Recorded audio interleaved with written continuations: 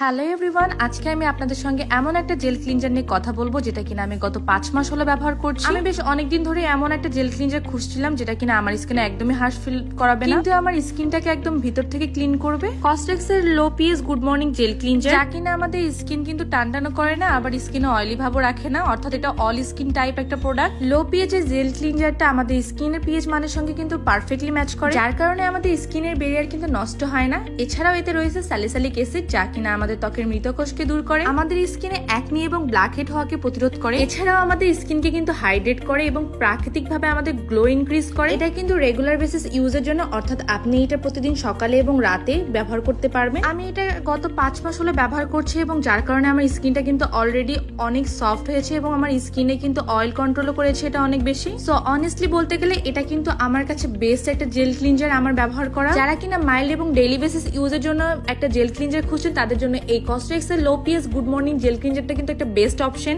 Thank you.